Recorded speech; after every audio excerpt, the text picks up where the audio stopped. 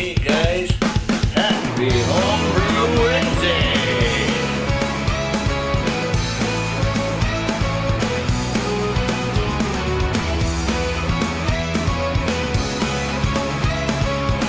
Hey, happy Homebrew Wednesday, guys. Cheers. Oh, yeah. So, besides brewing, this is another thing I do.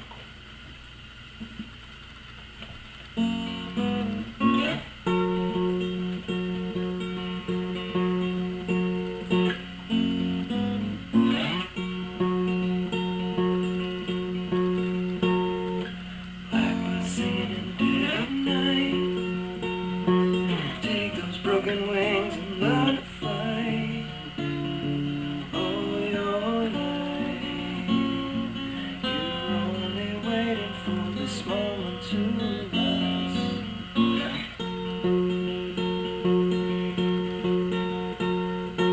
Blackbirds singing in the dead of night. Take those sunken eyes and learn to see all your life.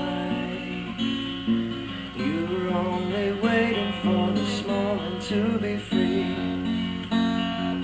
Blackbird fly, blackbird fly into the light of a dark black night.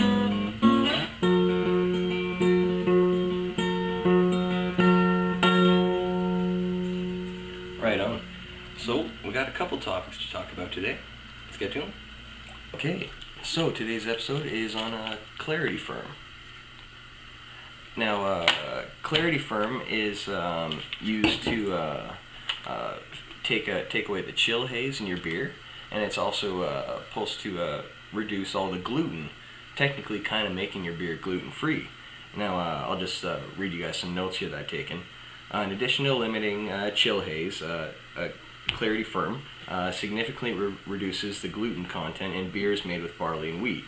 Now, these treated beers usually test 20 parts per million, which is the international standard for gluten-free. Now, the reason I'm wanting to try this is I have a friend who's celiac, but he wasn't always celiac. He used to love drinking those like Corona beers and what have you, like the yellowy beers. So what I thought I would do, I was thinking, well, I'd love to make a cream ale, and I know he used to be a fan of them too. So I thought I'd try out the Clarity Ferm, put it in one of the batches. I think I'm going to do a 10-gallon batch. I'll ferment it, carb it up. I'll bottle it with a new auto siphon, which hasn't touched any beer. And then, yeah, we'll see how it goes. I'll give it to him. See if it has any significant difference on his body, like if he can actually drink it. I'll return with results on that too. And yeah, I'm really just curious. So another hobby of mine, my wife's too actually, is reptiles. This is a caramel ball python. Here, I'll try and turn him over for you so you can see his head in there. Yeah, what a beautiful animal. Now these are gecko cages my wife's built. These are geckos of the Phelsuma variety, for you reptile geeks. Now these geckos you can't touch. If you were to touch them, their skin would actually fall off. So they're more, you know, just to look at. They're pretty pretty to look at too. So, right on. And this pretty girl right here is Eve. This was one of our first snakes. We picked her up in a pet store. She was bred too early. You could see like a slice down her belly, obviously where they had to cut the eggs out. But she's a beautiful, beautiful girl. She goes to kindergarten classes and stuff like that. You know, all the kids hold her. Right on. So yeah, that's another hobby. Cheers.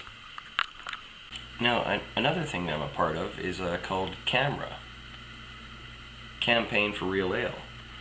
Now, what CAMRA does is they host a lot of beer events and beer festivals for members only. Sometimes they'll hold like a cast night. Members just got to show up, and you know, you'll buy some beers, but you know, you're offered a free pint from the cask usually. And now another thing they do, if you go to certain liquor stores for craft brew only, we get a 10% discount on it. Now another, what else do they do? Oh yeah, they'll go to different pubs in Vancouver or the Fraser Valley. They'll measure how many ounces you're actually being served in your pint, and if it's improper, they actually let them know, and they try and make them fix it. So it's, you know, it's a lot of good things going on with Camera.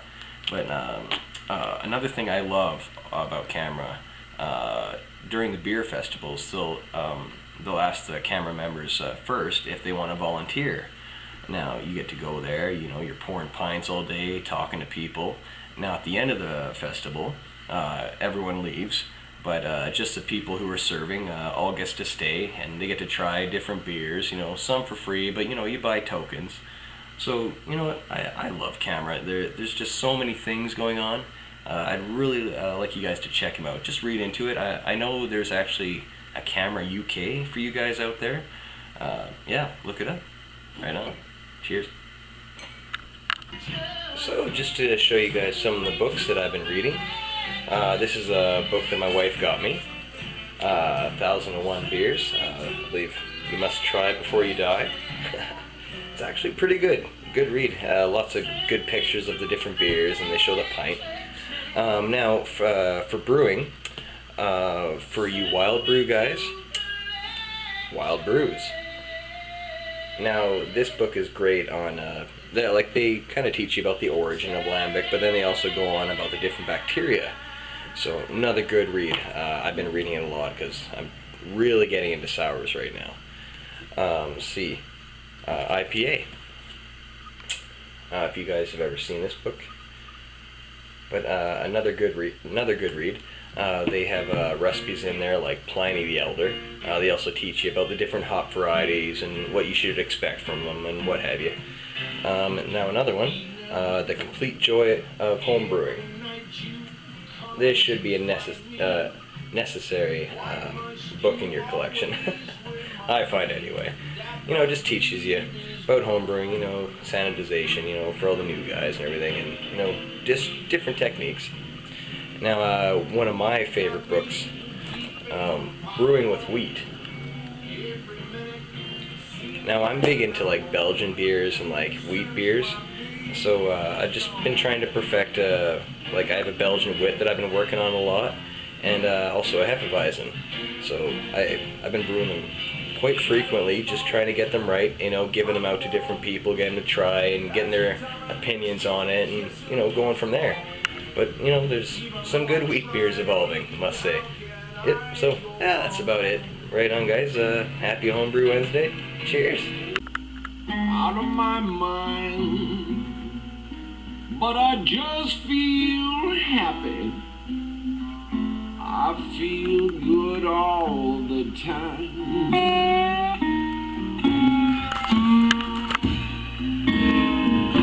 Some say I use a needle, and some say I sniff cocaine. Dr. House, ladies and gentlemen. That's the best Big Blues damn fan. feeling. Cheers.